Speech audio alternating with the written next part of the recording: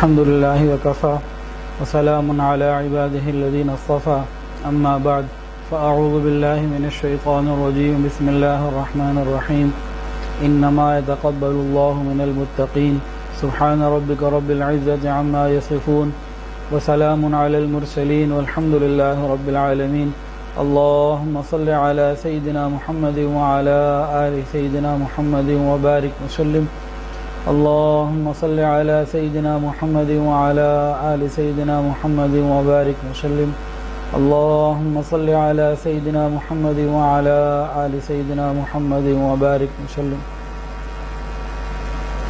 حج ایک بہت بڑی عبادت ہے اور بہت بڑی سعادت ہے۔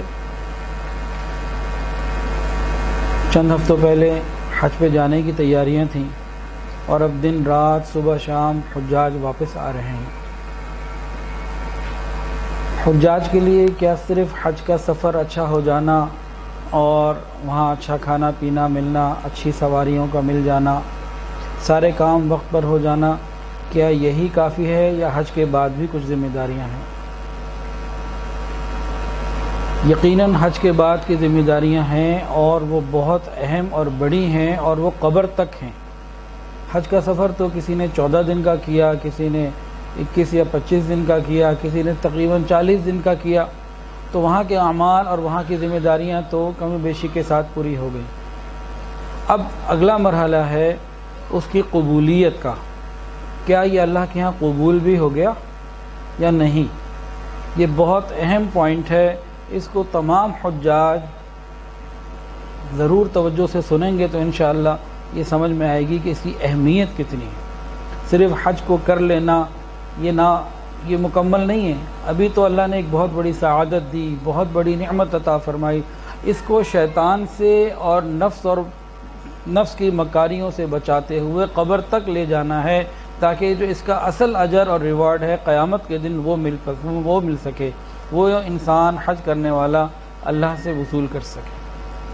اگر کوئی آدمی گرجے سے اور مندر سے نکلے اور جہنم میں چلا جائے سمجھ آتی ہے، لیکن کوئی مکہ مدینے کا سفر کر آئے اور خدا نہ خواستہ قبول نہ ہو اور یہ قیامت کے دن سزا بھگتنے لگ جائے تو یہ بہت بے بسی اور بہت تکلیف کی بات ہے۔ مندر اور مسجد سے نکل کے جہنم میں جانا اور بات ہے، مکہ مدینے ہو آنا اور اس کے بعد قبولیت کا نہ ملنا یہ بہت بڑی بدنصیبی ہے۔ یہ حج کا سفر جتنے دن کا بھی کیا، یہ ان کے لیے ایک تربیتی سفر تھا، ایک روحانی تربیتی معاملات تھے کہ انسان کی تربیت اللہ تعالیٰ کی طرف سے ہو رہی تھی۔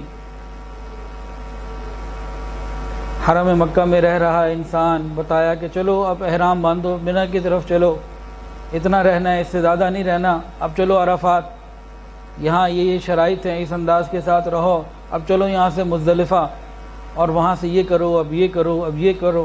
ایک تربیت کا سلسلہ چل رہا تھا کہ انسان اپنی میں کو، اپنے آپ کو ختم کر کے اللہ کی ماننے کی فکر میں آئے۔ تو وہ تربیت سے ہمیں کیا ملا؟ حج سے پہلے تو وہ تربیت نہیں تھی، آج حج کے بعد ہماری وہ تربیت ہو گئی۔ اس تربیت نے ہمیں کیا دیا، ہمارے ارد گرد والوں کو کیا دیا؟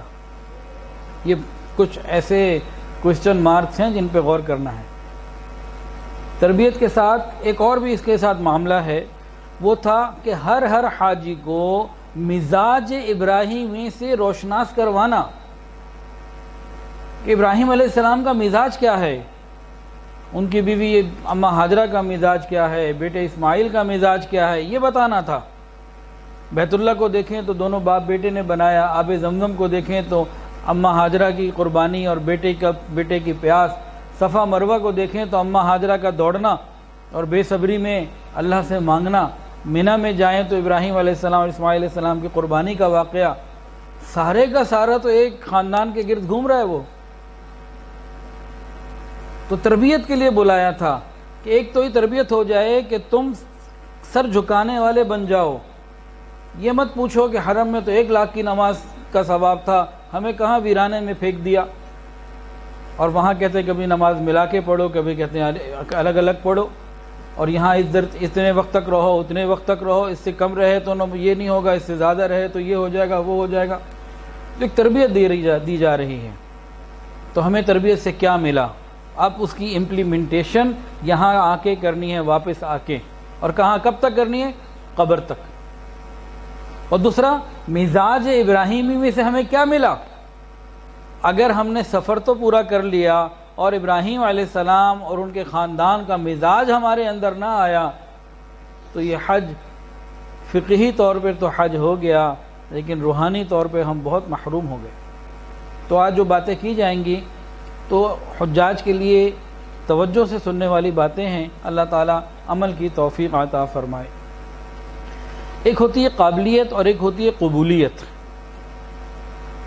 اصل چیز قبولیت ہے، قابلیت بھی اچھی چیز ہے، لیکن اللہ کو کوئی چیز قبول ہو جائے بس وہ مکمل ہے۔ بعض مرتبہ قابلیت ہوتی ہے، قبولیت نہیں ہوتی۔ اس کی مثالیں ہیں، ایک قرآن مجید سے بھی ہے۔ دو بھائی ہیں، دونوں نبی ہیں، ایک موسیٰ علیہ السلام، ایک ہارون علیہ السلام۔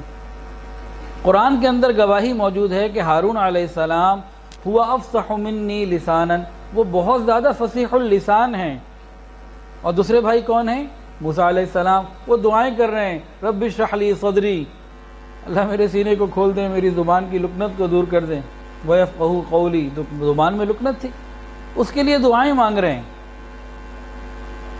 اور فرعون نے بھی تو جب کہا تھا تو یہی تو کہا تھا کہ دیکھو ان کو تو صحیح طریقے سے ادائیگی کے الفاظ میں بھی مشکل ہے، الفاظ کی ادائیگی بھی مشکل ہے۔ تو دونوں بھائی ہیں، لیکن ایک فصیح اللسان ہے اور ایک کو بولنے میں اس طرح کی فصاحت نہیں جو بڑے بھائی کے پاس، جو ہارون علیہ السلام کے پاس ہے۔ لیکن قبول کرنے والے نے ہم کلامی کے لیے کس کو قبول کیا؟ بتائیے، وَكَلَّمَ اللَّهُ مُوسَىٰ تَكْلِيمًا، ہم کلامی کا شرف موسیٰ علیہ السلام کو مل رہا ہے۔ تو قبولیت کا معاملہ تو قبول کرنے والے پر ہے، کس کو چاہے قبول کر لے۔ قابلیت پیچھے رہ گئی، فصیح اللسان پیچھے رہ گئے، قبولیت کسی اور کو مل گئی بات چیت کے بارے میں۔ ہم نے بڑا VIP حج کیا، بڑے پیسے دیے، ہر جگہ آسانیاں ہمیں ملیں، بڑے بھائی قبولیت بھی مل رہی ہے کہ نہیں، اس کو بھی سوچنا ہے۔ اور غور کیجئے، دنیا میں بڑے بڑے خوبصورت پہاڑ ہیں، کشمیر میں جائیں، ناران، کاغان، اور ایسی ایسی تصوراتی خوبصورتی ہے، لیجنڈری بیوٹی وہاں پہ ملتی ہے، ایسے ایسے انسان حیران ہو جائے، دیکھتا چلا جائے۔ لیکن اللہ رب العزت نے مکہ مکرمہ میں اپنے گھر کے پاس جو پہاڑ پسند کیے، نہ کوئی سبزہ نہ پانی، کوئی خوبصورتی ان پہاڑوں میں نہیں ہے۔ کشمیر کے پہاڑ اس سے بہت زیادہ خوبصورت۔ مصر میں چلے جائیں، بڑے بڑے خوبصورت پہاڑ، لیکن اپنے گھر کے قرب کے لیے کس کو پسند کیا؟ سادہ سادہ پہاڑ ہیں، کچھ بھی نہیں ہے اس میں۔ یہ قبولیت کی بات ہے۔ جبل احد اپنے محبوب کے لیے کس پہاڑ کو پسند کیا؟ فرمایا احد جبل یحبنا ونحبہ، یہ ہم سے محبت کرتا ہے، ہم اس سے محبت کرتے ہیں۔ اس پہاڑ کو بھی دیکھیں تو کوئی سبزہ نہیں، اس سے کہیں زیادہ خوبصورت پہاڑ خوبصورتی کے اعتبار سے دنیا کے اور علاقوں میں ہیں، لیکن قبولیت کچھ اور چیز ہے۔ تو ہمیں یہ دیکھنا ہے کہ ہمارا حج قبول ہوا کہ نہیں ہوا، اس کے لیے ہمیں فکر کرنی ہے۔ صرف حج کر لیا اور واقعی مہر لگ گئی قبولیت کی، اتنے اطمینان والی بات بہرحال نہیں ہے، کچھ فکر رکھنی ہے۔ کئی مرتبہ ایسا ہوتا ہے، ایک بزرگ گزرے ابن عطا اسکندری رحمۃ اللہ علیہ، ان کی ایک کتاب ہے اکمال الشیم، پڑھنی چاہیے، لیکن آپ لوگ بھی اگر وہ خریدیں اور پڑھیں، ترجمہ بھی ملتا ہے، بہت مزیدار کتاب ہے، عجیب الہامی باتیں ہیں۔ اس کے اندر ایک بات لکھی ہوئی ہے، ربما فتح لک باب الطاعۃ وما فتح لک باب القبول، لرزا دینے والی بات ہے کہ بعض مرتبہ ایسا ہوتا ہے کہ عبادت کا، اطاعت کا دروازہ تو کھول دیا جاتا ہے، لیکن قبولیت کا دروازہ نہیں کھولا جاتا۔ بندہ عبادت کر رہا ہوتا ہے، حج پر حج ہو رہے ہوتے ہیں، عمرے پر عمرے ہو رہے ہوتے ہیں، نمازوں پر نمازیں، روزوں پر روزے چل رہے ہوتے ہیں، لیکن قبولیت کا دروازہ نہیں کھولا جا رہا ہوتا۔ اور ہمارے مشائخ نے فرمایا کہ ایسی عبادت جو قبول نہ ہو، اس کا قیامت کے دن کوئی اعتبار نہیں، کوئی فائدہ نہیں ہوگا۔ ہمیں ڈرنا ہے، اس کی مثالیں ہیں۔ شیطان کی مثال، کتنی عبادت کی، لیکن آخر فخرج منہا فإنک رجیم وإن علیک لعنتی الی یوم الدین کو دفع دور کر دیا، کوئی عبادت قبول نہیں ہوئی۔ قرآن مجید میں بلعام باعور کی مثال، حدیث کے اندر آتا ہے 300 یا 400 سال اس نے عبادت کی۔ قرآن میں آتا ہے، اللہ فرماتے ہیں کہ ہم نے اس کو آیات کا علم عطا کیا، اور حدیث میں آتا ہے مستجاب الدعوات بنا۔ مستجاب الدعوات کیا مطلب؟ ادھر ہاتھ اٹھائے مانگا، ادھر قبول ہو کے نیچے آ گیا، مل گیا۔ اس درجے تک کا بندہ 300 سال یا 400 سال اس نے عبادت کی۔ اس کے بارے میں قرآن کے الفاظ ہیں، جب راندہ درگاہ کر دیا گیا تو اللہ فرماتے ہیں فَمَثَلُهُ كَمَثَلِ الْكَلْبِ، اس کی مثال کتے کی مانند ہے۔ عبادات کے باوجود قبولیت نہیں ملی، تو قبولیت کے لیے فکر مند ہونا ہے، بہت فکر مند ہونا ہے، فکر کرنی ہے۔ امام ربانی مجد الفسانی رحمۃ اللہ علیہ فرماتے ہیں کہ اللہ رب العزت تو ہماری سوچوں سے زیادہ بلند ہیں، اور انسان جتنی ہی کوشش کر لے اللہ تعالیٰ کی شایان شان وہ عبادت کر ہی نہیں سکتا۔ اتنے بڑے پروردگار ہیں، کتنا ہی زور لگا لے اللہ پاک کی شان کے پردوں سے نیچے رہ جاتی ہے بات۔ اب یہاں ایک سوال پیدا ہوتا ہے کہ جب انسان ایسی عبادت کر ہی نہیں سکتا جو اللہ کی شان کے مطابق ہو، تو پھر قبولیت کا کیا مطلب ہے؟ پھر قبول کیسے ہو جاتی؟ تو اس کا علماء نے بہت خوبصورت جواب دیا، بہت دل خوش ہو جاتا ہے۔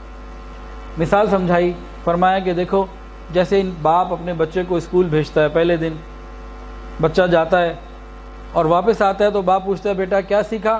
کہتا ہے میں نے گنتی لکھنی سیکھی۔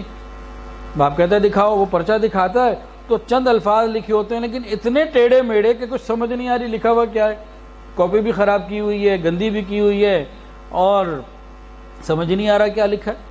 باپ کیا کرتا ہے؟ باپ جیب میں سے پیسے نکال کے اس کو دیتا ہے، بیٹا یہ لو آئس کریم کھا لے۔ اب باپ نے جو انعام دیا اس کی خوش خطی کا انعام نہیں تھا، باپ کو اپنے بیٹے سے محبت تھی، اس محبت کی بنا پر اس نے انعام دیا کہ چلو میرے بیٹے نے کوشش تو کی ہے نا۔ تو بالکل اسی طرح ان اللہ بالناس لرؤوف الرحیم، اللہ تعالیٰ بندوں پر بہت مہربان ہے، رؤوف الرحیم ہے۔ دیکھتے ہیں کوشش تو کر رہے نا، گھر بار کو چھوڑ کے کپڑے اتار کے احرام باندھے میری طرف آئے، اتنی محنت کرتے رہے، چلو ان کو قبولیت دے دیتے ہیں۔ یہ نہ کوئی سمجھے کہ جو میں وی آئی پی حج میں گیا، مہنگا حج کر لیا تو میں کچھ ہو گیا، یہ میں تو تباہ کرتی ہے۔ ہم نے قبولیت کی فکر کرنی ہے اور دعا مانگتے رہنی ہے۔ ایک مثال سنیے، واقعہ ہے حدیث کے اندر، دلوں کو لرزا دینے والا واقعہ ہے۔ ایک عبادت گزار تھا پچھلی امتوں میں، 500 سال اس نے عبادت کی تھی۔ پھر اس نے اللہ سے مانگا یا اللہ میری روح سجدے میں قبض ہو، میرا جو انتقال ہو وہ عبادت کی حالت میں، عین سجدے کی حالت میں ہو۔ پھر اس کی دعا قبول ہو گئی اور عین سجدے میں اس کی روح کو قبض کیا گیا۔ حضرت جبرائیل علیہ السلام نے بتایا نبی علیہ السلام کو کہ ہم جب نیچے آتے جاتے ہیں تو اس جگہ کو دیکھتے ہیں، ہمیں معلوم ہے کہ وہ قبر کہاں ہے۔ پھر بتایا کہ ہمارے علم میں یہ بات آئی ہے کہ قیامت کا دن ہوگا، اس 500 سال کے عبادت گزار کو اللہ کے سامنے کھڑا کیا جائے گا، اعمال نامہ پیش ہوگا، پروردگار عالم کی طرف سے اعلان ہوگا اس کو میری رحمت کی وجہ سے جنت میں داخل کر دو۔ بندہ کھڑا ہوگا، کہے گا اللہ میرے عمل کی وجہ سے، بے عملی، میں نے 500 سال تجھے سجدے کیے تھے، 500 سال عبادت کی تھی۔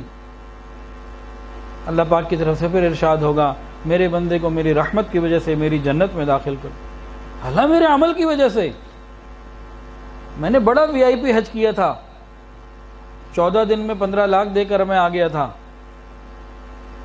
حکم ہوگا ذرا 5 میرے رحمت کی وجہ سے اس بندے کو جنت میں داخل۔ تیسری مرتبہ یہ بات آئے گی، تیسری مرتبہ جب یہ بات وہ کہے گا نا بندہ اللہ میرے عمل کی وجہ سے، اب اللہ رب العزت فرمائیں گے فرشتوں کو کہ اچھا اب ذرا ان نعمتوں کا جو میں نے اس کے اوپر کی تھی، جن نعمتوں کو یہ 500 سال بلا حساب استعمال کرتا رہا، ان نعمتوں کو ایک پلڑے میں رکھو اور اس کی عبادت کو ذرا دوسرے پلڑے میں رکھو، پھر دیکھو کیا ہوتا ہے۔ حدیث کے اندر یہ آتا ہے اس نیک بندے کی 500 سال کی عبادت ایک پلڑے میں رکھی گئی، صرف بینائی، نگاہ، آنکھوں کا دیکھنا، بصارت صرف یہ ایک نعمت سارے جسم کی بے شمار نعمتوں میں سے صرف ایک نعمت ادھر رکھی گئی نعمتوں کے پلڑے میں، تو 500 سال کی عبادت کی قیمت تو بنائی ہی کی نعمت پڑ گئی۔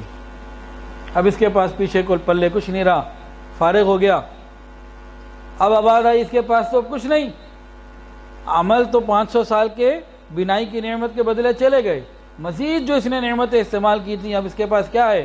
ڈال دو اس کو جہنم کے اندر۔ اب جیسے ہی آواز آئے گی جہنم میں ڈالنے کی اور فرشتے اس کو پکڑ کے جہنم میں دھکیلنے لگیں گے، اب تڑپ کے کہے گا اللہ اپنی رحمت سے مجھے جنت عطا فرما دے، اللہ اپنی رحمت سے مجھے جنت عطا فرما۔ پھر اللہ تعالیٰ کی رحمت متوجہ ہوگی، اللہ پاک فرمائیں گے ہاں میرے بندے کو میری رحمت کی وجہ سے جنت لگا۔ کوئی سی ماں نے ایسا بیٹا نہیں جانا یہ کہہ دے کہ میرے عمل اتنے ہو گئے کہ اب قبول ہوں گے اور میں جنت میں ہی جاؤں گا۔ آخری وقت تک قبولیت کے لیے فکر مند رہنا ہے، اللہ سے ڈرتے رہنا ہے، مانگتے رہنا ہے، ورنہ سب کیا کرایہ ختم ہو سکتا ہے۔ بہت ڈرنے والا مقام ہے۔ حج کر کے یہ نہیں کہ حاجی صاحب اب پاؤں پہ سار کے بیٹھے رہے، جی میں نے کر لیا حج اب سیدھی جنت میری ہو گئی، نہیں، ابھی بڑے مرحلے ہیں۔ یہ عدم قبولیت کا خوف یہ انبیاء کو تھا، یہ صحابہ کو تھا۔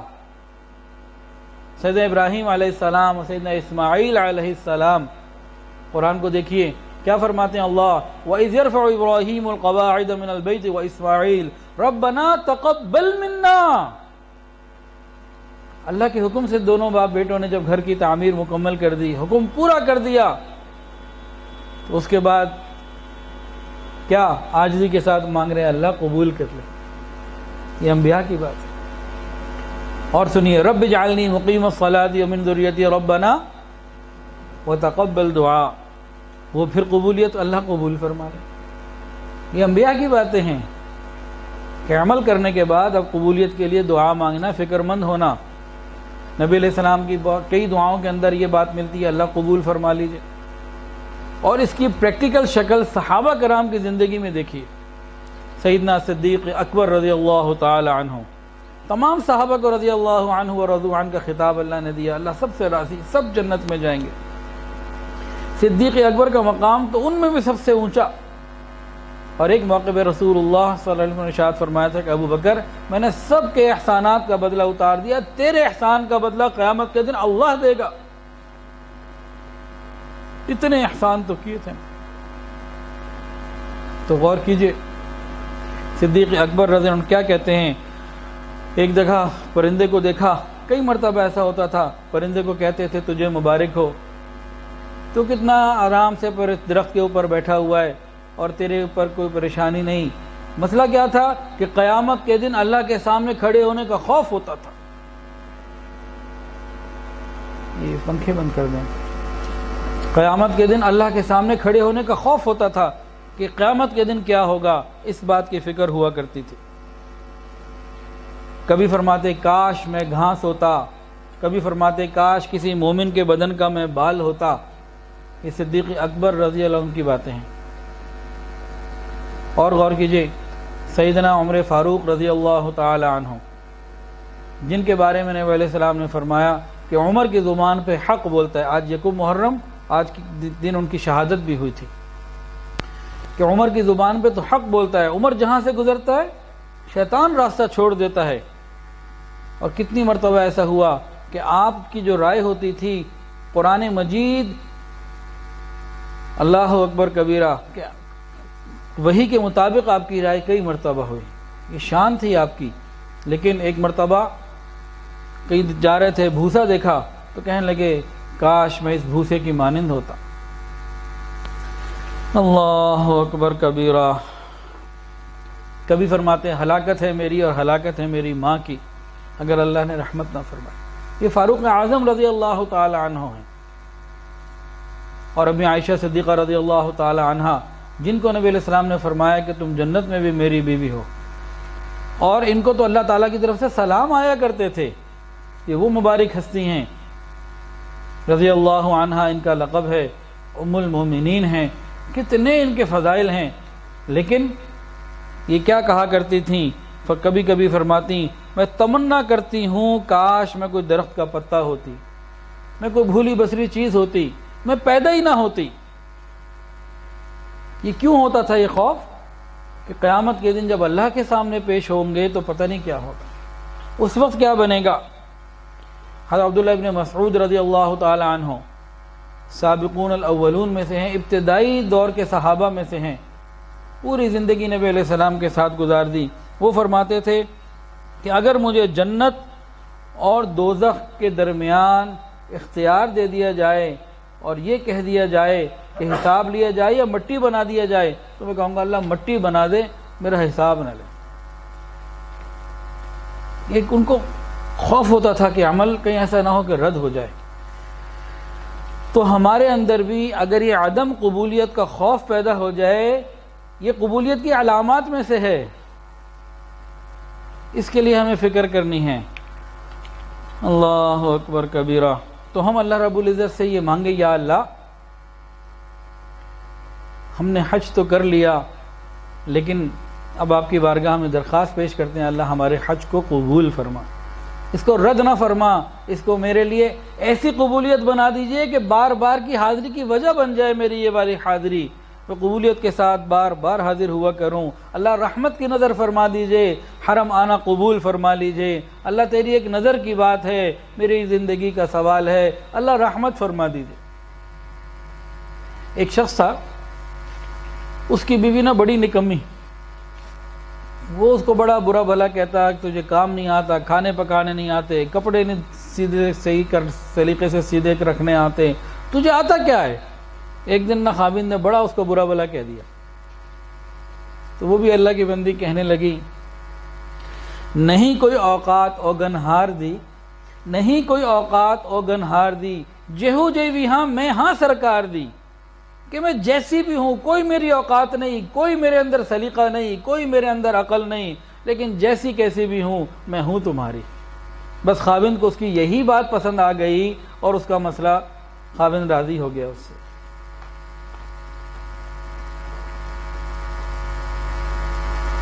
تو ہم بھی اللہ تعالیٰ کے سامنے یہی ذکر کریں، یا اللہ ہمارے پاس اور تو کوئی عمل نہیں، صحت آپ نے دی، ہمت آپ نے دی، مال آپ نے دیا، اپنے گھر کے دروازے آپ نے ہمارے لیے کھولے، اللہ یہ حج ہو گیا، اللہ اپنی رحمت سے اس کو قبول کر لیجئے۔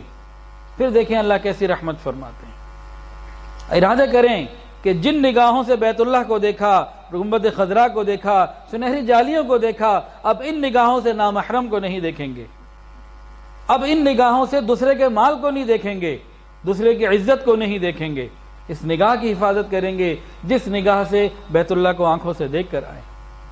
یہ ارادہ کریں کہ جن قدموں سے بیت اللہ کے گرد چکر لگائے ہیں، اب ان قدموں کو ہم اللہ کی نافرمانی میں نہیں چلنے دیں گے، سینما کی طرف، گناہوں کی طرف نہیں چلنے دیں گے، اب یہ قدم یہاں بھی مسجد کی طرف اور خیر کی طرف دوڑیں گے۔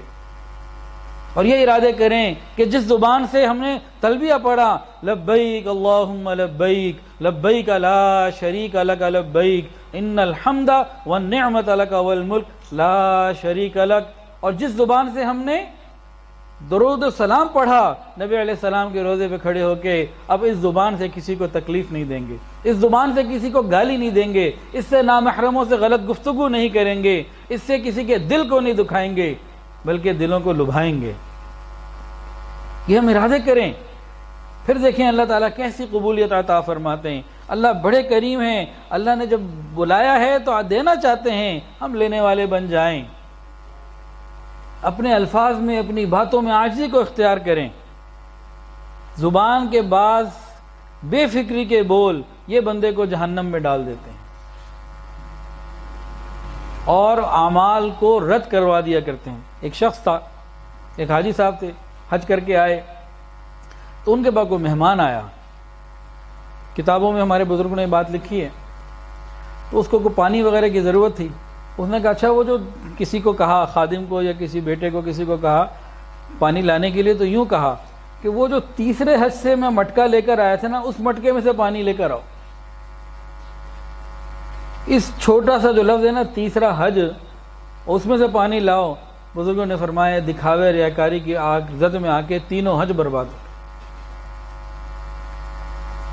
تو عمل مل گیا، اب قبولیت کے لیے فکر مند ہونا ہے۔ ایک پوائنٹ تو یہ تھا. ایک دوسرا پوائنٹ یہ اللہ تعالیٰ نے دل میں ڈالا، بہت ہی عجیب، یہ آپ حجاج کی برکت سے ہی اللہ نے مہربانی فرمائی. حجاج نے وہاں نا وقوف عرفات کیا. یہ حج کا رکن اعظم ہے، اس کے بغیر حج نہیں ہوتا. اس کے مسائل کیا ہیں، ہم غیر حاجی بھی جو یہاں بیٹھے ہیں یہ بھی ذرا سمجھ لیں. تو ایک میدان ہے، اس میں آنا ہوتا ہے، اس کو عرفات کہتے ہیں. زوال سے پہلے پہنچنا ہے اور غروب تک رہنا ہے. کوئی درمیان سے اگر نکل جائے، عصر سے پہلے نکل گیا اور کسی وقت نکل گیا تو اس کا نقصان ہو جائے گا حج میں. اگر واپس آ گیا تو بچت ہو جائے گی. تو اس حدود کے اندر رہنا ہے اور اس میں کوئی لا یعنی نہیں، توجہ الی اللہ رکھنی ہے. اور جتنا وہ توجہ رکھے گا اتنی برکتیں پاتا رہے گا. اور اگر اس وقت کو وہ لا یعنی میں گزار دے گا، اب ایک آدمی حدود میں تو ہے لیکن زوال سے لے کے غروب تک اس نے باتوں میں گزار دیا اور ادھر ادھر وقت گزار دیا تو کیا ہوگا، اس کا نقصان ہو جائے گا. تو یہ وقوف عرفہ ایک رکن ہے جس کو ہر حاجی بہت اہتمام کے ساتھ ادا کرتا ہے. اب ہم پاکستان آ گئے، اپنے جس ملک میں پہنچ گئے، اب ہم کیا کریں؟ ایک وقوف ابھی اور باقی ہے. ڈرنے کی بات نہیں ہے، اس کا قبولیت سے تعلق ہے. حج آپ کا پورا ہو گیا، ڈرے نہیں. لیکن وہ وقوف کون سا باقی ہے؟ وہ ہے حدود اللہ کے اندر وقوف. اب ہم یہاں کیا کریں؟ حدود اللہ کا وقوف کریں. حدود اللہ کا وقوف کیا مطلب؟ حدود اللہ کا وقوف یہ ہے کہ جس طرح وہاں زوال سے لے کے غروب تک اس کے اندر رہنا ضروری تھا، اب یہاں کیا ہے کہ بالغ ہونے کے بعد سے لے کے قبر میں جانے تک، یا حج سے واپس آنے کے بعد سے لے کے قبر میں جانے تک ہم اللہ تعالیٰ کی حدود کے اندر رہیں، شریعت کے اندر رہیں، دائرہ شریعت سے باہر نہ نکلے. اور جتنا اندر رہیں گے، شریعت کے سینٹر میں رہیں گے، اتنا محفوظ رہیں گے. اور جتنا بارڈر ایریا پہ کوئی چلتا رہے گا اتنا خدشہ ہوگا کہ بھئی آؤٹ نہ ہو جائے وہ لائن سے. اس کا کیا مطلب ہوا؟ اس کا مطلب یہ ہوا کہ شریعت جو ہے اس کا مزاج، اس کا جو سینٹر پوائنٹ ہے وہ ہے تقوی، اور جو حدود ہیں وہ ہے فتویٰ. جو فتوے سے باہر نکل جائے گا وہ پھر حرام اور گناہ میں مبتلا ہو جائے گا. تو اب زندگی بھر ہم کیا کریں؟ کوشش کریں تقوی کے مطابق زندگی گزارنے کی. تقوی کیا ہے؟ تقوی کچھ کرنے کا نام نہیں بلکہ تقوی نہ کرنے کا نام ہے. اور ہم اللہ کی نافرمانی نہ کریں، ہم گناہ نہ کریں، اس کے لیے ہم فکر مند ہو جائیں. تو وقوف عرفات کے بعد اب وقوف حدود اللہ ہم کریں اور آخر تک کریں. جس طرح وقوف عرفات میں اگر کوئی عصر سے پہلے نکل گیا، ظہر کے بعد نکل گیا، مغرب سے پہلے نکل گیا، اس کا حج خراب ہو جائے گا نا.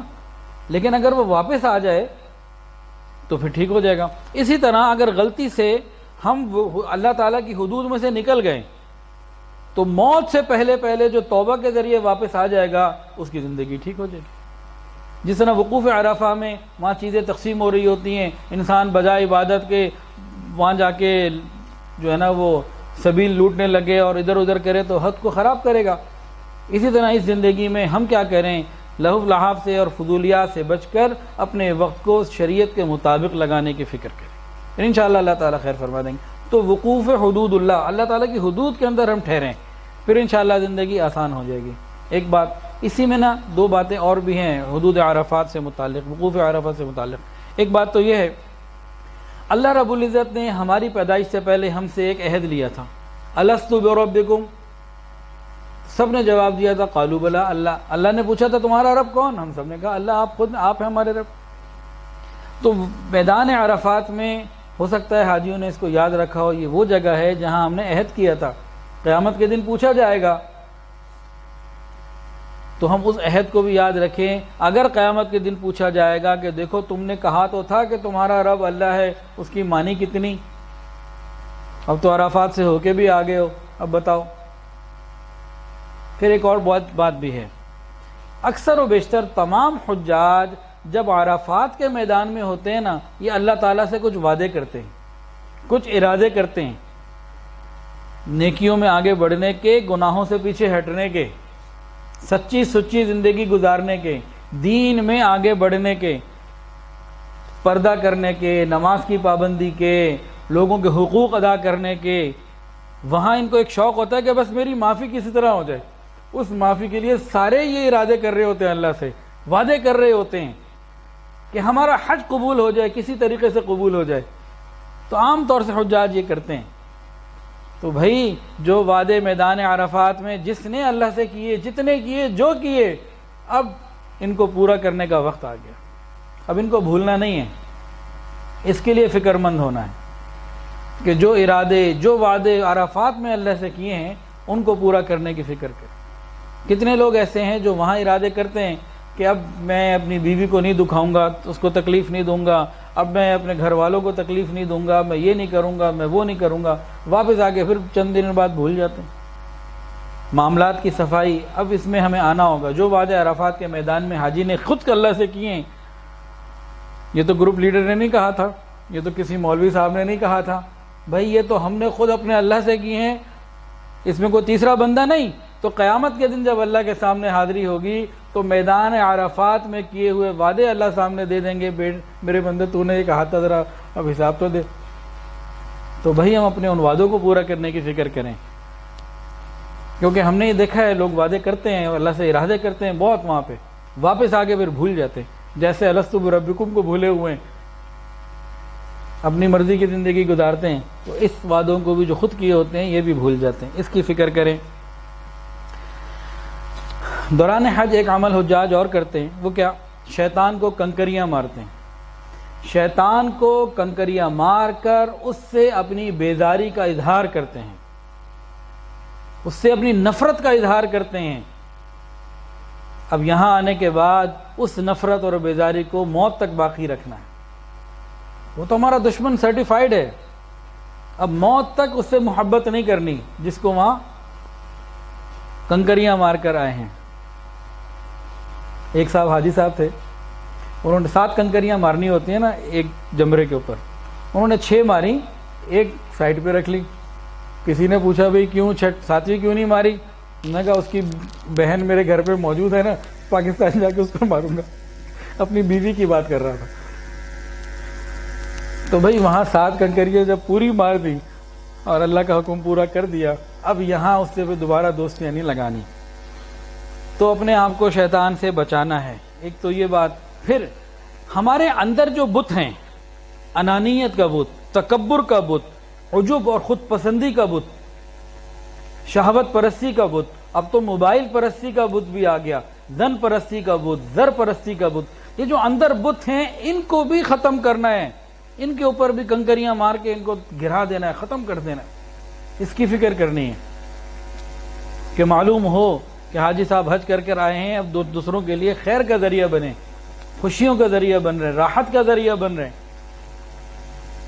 ایک حاجی صاحب تھے، وہ کسی دکاندار سے ادھار لیتے تھے، تو حج کا موقع آیا، حج پہ چلے گئے۔ دکاندار کو پتہ لگا کہ مل کے بھی نہیں گئے۔ اچھا خیر، جب یہ حج کر کے واپس آئے نا تو اس دکاندار کے پاس گئے، اس کو کہا بھی میرا کھاتہ نکالو، رجسٹر نکالو۔ دکاندار خوش ہو گیا کہ شاید یہ حج کر کے آیا، میرے پیسے واپس دے دے گا، اور پیسے دینے آیا۔ اس نے لیدر نکال کے سامنے کر دیا، جی یہ آپ کا کھاتہ ہے۔ کیا نام لکھا ہے؟ یہ نیچے حاجی لکھ دو اس کے۔ تو حاجی لکھوانا نہیں ہے، اب حاجی بن کے دکھانا ہے کہ لوگوں کو یہ معلوم ہو کہ یہ بندہ حج کر کے آیا ہے، اب یہ لوگوں کے حقوق بھی ادا کرے گا، اب یہ اللہ کو منانے کی فکر کرے گا۔ اندر کے بتوں کو توڑنا ہے، اندر کی جو شیطانی چیزیں ہیں ان کو بھی کنکری مار کے ختم کرنا ہے۔ حاجیوں نے حج کے دوران بیت اللہ شریف کے نا طواف کیے ہوتے ہیں، اس کو ہم چکر کہتے ہیں، 7 چکروں کے اوپر ایک طواف ہوتا ہے۔ تو بیت اللہ شریف کے خوب چکر لگائے ہوتے ہیں۔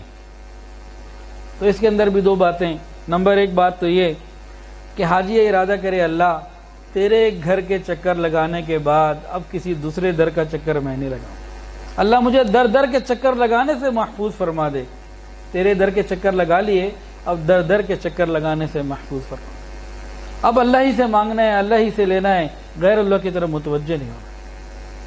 اور ایک اور بات کہ اللہ کے گھر کے چکر لگانے کے بعد اب لوگوں کو چکر نہیں دینے۔ بیت اللہ کے چکر لگانے سے دوسروں کو دیے ہوئے چکر معاف نہیں ہوتے۔ تو ہم نے اب اپنی اصلاح کرنی ہے، فکر کرنی ہے۔ حج کی قبولیت ہمیں کیسے پتہ لگے کہ ہمارا حج قبول ہو گیا کہ نہیں ہوا؟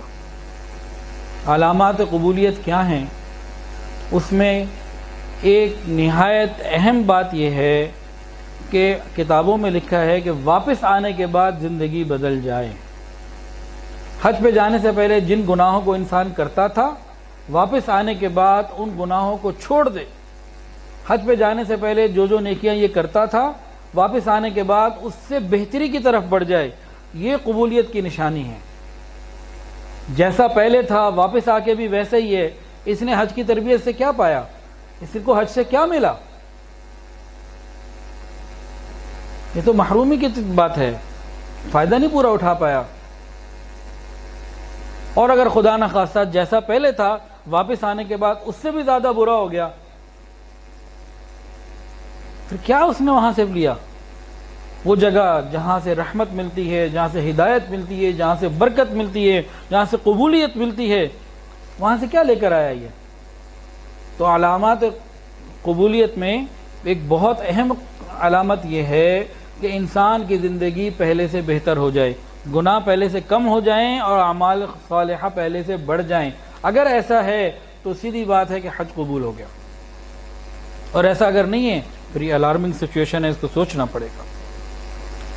ایک اور علامات قبولیت میں سے علامت کہ دنیا سے اس کی رغبت کم ہوتی چلی جائے، آخرت کی طرف رغبت بڑھتی جائے۔ دنیا سے دل اس کا ہٹتا چلا جائے اور آخرت کی طرف اس کی رغبت بڑھتی چلی جائے۔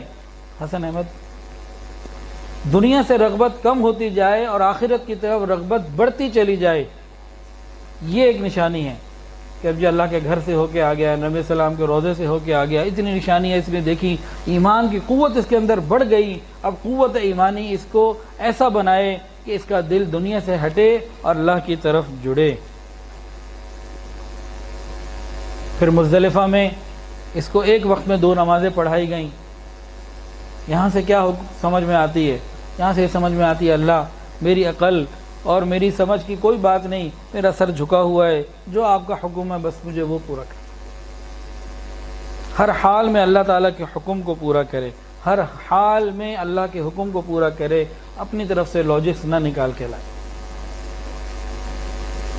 یہ تربیت کا ایک فیز تھا جس سے یہ گزرا ہے، تو انشاءاللہ العزیز اس طرح سے رہے گا تو قبولیت بڑھتی چلی جائے گی، بار بار حج کی توفیق بھی ملے گی۔ یہ تمام چیزیں ہمیں اب کہاں سے ملیں اور کیسے ملیں؟ اس کے لیے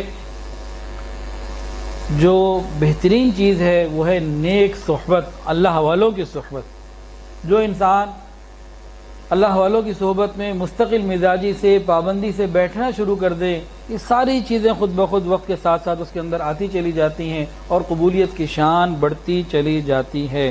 اب بالکل آخر میں ایک واقعہ سنا کے بات کو مکمل کر لیتا ہوں۔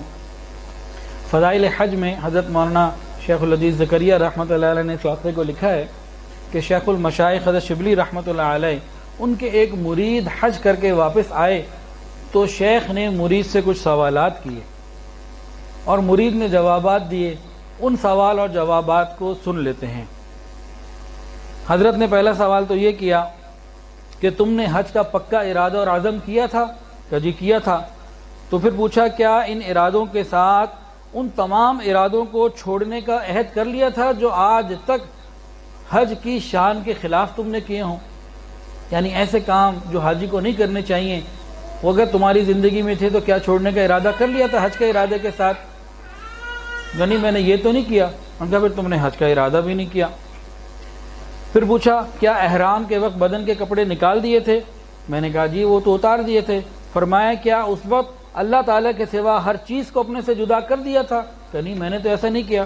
کہا پھر تم نے کپڑے کیا اتارے؟ پھر پوچھا کیا وضو اور غسل سے طہارت حاصل کی تھی؟ کہ ہاں جی کی تھی۔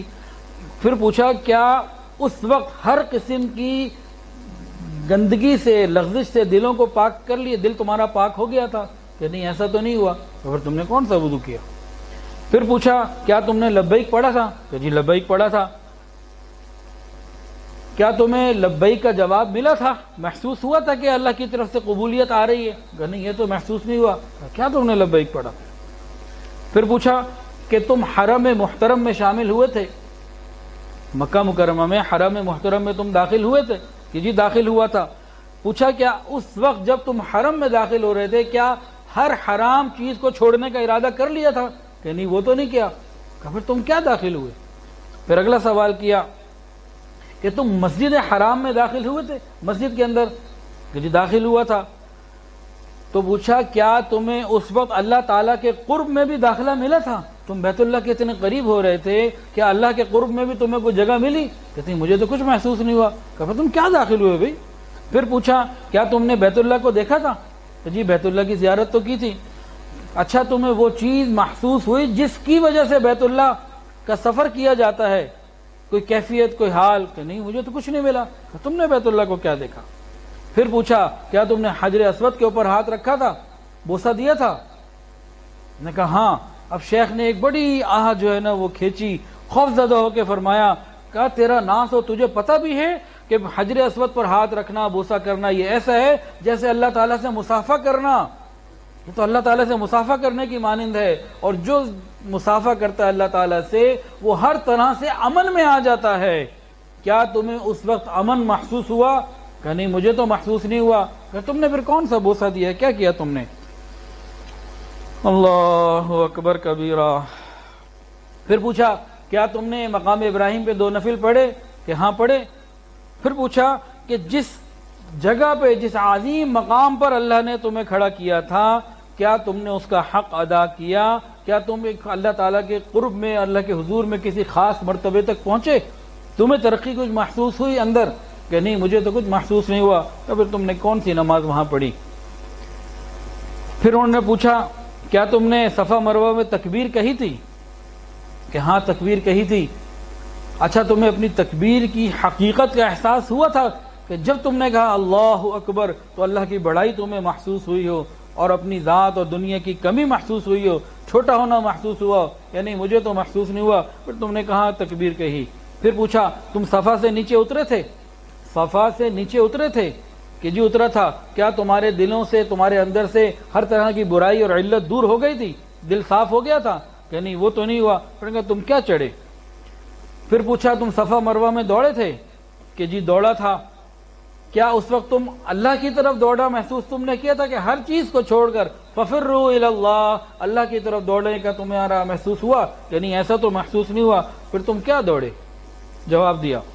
اگلا سوال پوچھا کیا تم مروہ کے اوپر چڑھے تھے، مروہ پہنچے تھے؟ کہاں پہنچا تھا. کیا اس وقت تمہیں سکینہ نازل ہوا، کچھ سکون محسوس ہوا؟ کہ نہیں مجھے تو کچھ محسوس نہیں ہوا. پھر تم کیا کیا تم نے؟ پھر پوچھا کہ تم مینا گئے تھے؟ کہ جی میں مینا حاضر ہوا تھا. پھر کہاں پوچھا مینا پہنچنے کے بعد کیا اللہ تعالیٰ سے بہت امیدیں اور بہت تعلق محسوس ہوا تھا؟ کہ نہیں وہ تو محسوس نہیں ہوا. پھر تم مینا کہاں گئے؟ پھر پوچھا کیا تم مسجد خیف میں گئے تھے؟ کہ جی گیا تھا.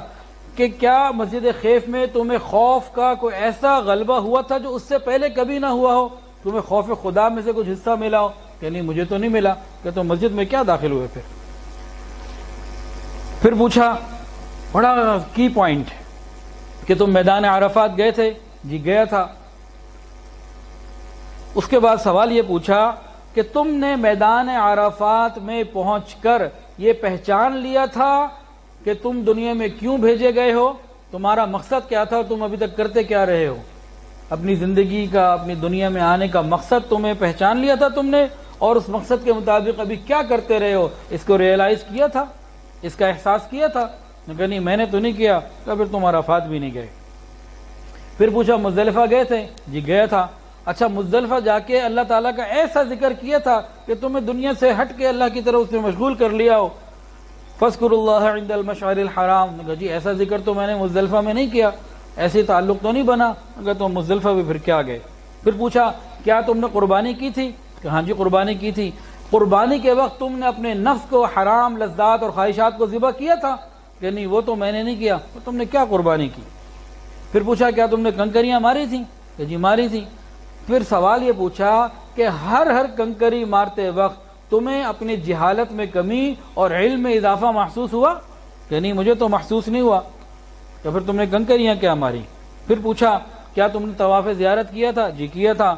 فرمایا اس وقت کچھ حقائق، کچھ تعلق اور کچھ ایسی چیزیں محسوس ہوئی کہ اللہ تعالیٰ کی طرف سے خاص اعزاز و اکرام تمہیں مل رہا ہو؟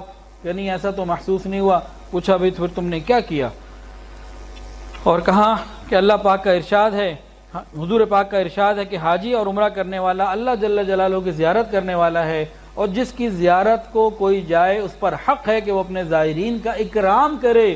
تو طواف زیارت میں تمہیں کچھ اکرام محسوس ہوا کہ نہیں؟ وہ تو نہ ہوا، پھر تم نے طواف زیارت کیا کیا؟ پھر پوچھا کیا تم حلال ہوئے تھے؟ حج کے تمام ارکان سب کرنے کے بعد، طواف زیارت کے بعد انسان حلال ہو جاتا ہے۔ احرام کی پابندیاں کچھ دن پہلے ختم ہو چکی ہوتی ہیں، ایک پابندی ہوتی ہے بیوی سے ملاقات کی، وہ بھی ختم ہو جاتی ہے، انسان مکمل حلال ہو جاتا ہے۔ پوچھا کیا تم حلال ہوئے تھے؟ کہاں حلال ہوا تھا۔ جس وقت تم حلال ہوئے تھے کیا اس وقت تم نے ارادہ کیا تھا آج کے بعد ہمیشہ حلال کمائی کھاؤ گے، حلال کام کرو گے، حلال رزق جو ہے وہ کھاؤ گے؟ یہ ارادہ تم نے کیا تھا؟ یعنی یہ ارادہ تو میں نے نہیں کیا، پر تم کدھر حلال ہوئے؟ اللہ اکبر۔ پھر پوچھا آخری سوال، کیا تم نے طواف وداع کیا تھا؟ کہ جی کیا تھا۔ جس وقت تم نے طواف وداع کیا، کیا اس وقت تم نے اپنے آپ کو، اپنی تن من کو خیر آباد کر کے اللہ ہی کی طرف ہو گئے تھے کہ نہیں؟ کہ بس آج کے بعد سب کو چھوڑ کے میں اللہ کی طرف ہوتا ہوں، ہر چیز سے میری دوری؟ کیا ایسا ہوا تھا؟ کہ نہیں ایسا تو نہیں ہوا۔ کہا کہ پھر تم نے تو طواف وداع بھی ٹھیک نہ کیا، اب تم دوبارہ حج کرنے جاؤ اور ان کیفیات کے ساتھ حج کرو جیسے میں نے تمہیں بتائی ہے۔ ہم تو خالی حج کو کیا سمجھتے ہیں؟ ایئر کنڈیشن بس ہو، ایئر کنڈیشن جہاز ہو، ایئر کنڈیشن ہوٹل ہو، 5 وقت کا بوفے موجود ہو، ہر کھانے پینے کی چیزیں موجود ہو۔ 5 وقت اس لیے کہہ رہا ہوں، 3 وقت تو حاجی کھانا کھاتا ہے، 2 وقت چائے پیتا ہے، 24 گھنٹے وہاں چیزیں بھری ہوتی ہیں۔ دنیا آج جتنے حاجی آئے آپ سب سے مل لیں، اللہ ماشاء اللہ سب مادی چیزوں کا تذکرہ ضرور کریں گے، اللہ تعالیٰ کے ساتھ تعلق کا تذکرہ یہ کوئی کرے گا۔ تو اصل چیز تو اللہ تعالیٰ کے ساتھ تعلق کو بنانا ہے، وہاں بنانا ہے، پھر یہاں کے نبھانا ہے۔ اللہ تعالیٰ سے دعا ہے اللہ تعالیٰ ہمارے جنہوں نے حج کیا اس سال ان کے حج کو قبول فرمائے، اور حج کے بعد جو ذمہ داریاں ہیں پوری زندگی کی ان کو صحیح طریقے سے نبھانے کی توفیق عطا فرمائے۔ اللہ تعالیٰ ان لوگوں کو بھی اور ہم سب کو بھی بار بار حج بیت اللہ کی قبولیت والی حاضری عطا فرمائے۔ وآخر دعوانا ان الحمدللہ رب العالمین۔ دعا کر لیجیے۔ الحمدللہ رب العالمین وصلی اللہ علی النبی الامی الکریم۔ ربنا ظلمنا انفسنا وان لم تغفر لنا وترحمنا لنکونن من الخاسرین۔ اللہ ہم آپ کے عاجز مسکین بندے ہیں، اللہ ظاہر میں بندے حقیقت میں نہایت ہی گندے ہیں۔ یا اللہ ہمارے دلوں کی گندگیوں کو دور فرما، ہمارے سینوں کو اپنے نور سے منور فرما، ہمارے دلوں کو اپنی یاد سے آباد فرما۔ اللہ سینوں کو اپنی محبت سے لبریز فرما، خطاؤں سے درگزر فرما، عیبوں کی پردہ پوشی فرما۔ اللہ اپنی رحمتوں کی پشت پناہی نصیب فرما۔ رب کریم سر کے بالوں سے لے کر پاؤں کے ناخنوں تک نیکی تقوی عطا فرما، حیا اور پاک دامنی والی زندگی عطا فرما، بے حیائی سے محفوظ فرما۔ رب کریم ہماری تنہائیوں کو پاکیزہ فرما، ہماری مجالس کو پاکیزہ فرما، ہماری راتوں کو پاکیزہ فرما، ہماری باتوں کو پاکیزہ فرما، ہماری سوچ کو پاکیزہ فرما۔ رب کریم ہم سب پر رحمت کی نظر فرما۔ اللہ جو صاحب اولاد ہیں ان کی اولادوں کو نیک وکار فرما، والدین کی آنکھوں کی ٹھنڈک بنا، متقیوں کا امام بنا۔ اللہ اولاد کی خوشیاں عطا فرما، اولاد کے غموں سے محفوظ فرما۔ رب کریم ہماری دعاؤں کو قبول فرما۔ رب کریم ہمارے ادارے الکحف ایجوکیشنل ٹرسٹ کو قبول فرما، ہماری ذمہ داریوں کو یا اللہ آسان فرما۔ ایک نئی برانچ کا چند دنوں میں افتتاح ہونے والا ہے، اس کے لیے اللہ آسانیاں پیدا فرما، باقی بھی کاموں میں آسانیاں پیدا فرما۔ اللہ اپنی رحمت کا معاملہ فرما۔ یا الہ العالمین بہت سارے لوگوں نے دعاؤں کے لیے کہا اور جو کہنا چاہتے تھے نہیں کہہ پائے، اور وہ لوگ جن کا حق ہے کہ ان کے لیے دعائیں کرتے رہا کریں، اور تمام حاضرین اللہ سب کی دلی نیک جائز حاجات کو پورا فرما، سب کے لیے خوب آسانیاں اور برکتیں پیدا فرما۔ یا اللہ جو ہم سب پر رحمت کی نظر فرما، حاسد کے حسد سے محفوظ فرما، موبائل اور انٹرنیٹ کے ناجائز استعمال سے محفوظ فرما، ان کے جائز استعمال تک محدود رہنے کی توفیق عطا فرما۔ رب کریم ہم میں ہمارے گھروں میں جو بیمار ہیں شفا عطا فرما، جو پریشان ہیں پریشانیوں کو دور فرما۔ رب کریم ہم سب کو رزق حلال، آسان، فراخ اور بابرکت عطا فرما، حرام اور مشتبہ سے محفوظ فرما۔ رب کریم ہماری دعاؤں کو قبول فرما۔ وصلی اللہ یا اللہ حج کرنے والے لوگوں کے حج کو قبول فرما، ہمیں بھی بار بار حج اور عمرے کی توفیق عطا فرما. وصلی اللہ تعالی علی خیر خلقہ سیدنا محمد وعلی آلہ واصحابہ واہل بیتہ اجمعین. آمین یا رب العالمین. رب العالمین. رب العالمین. رب العالمین. رب العالمین. رب العالمین.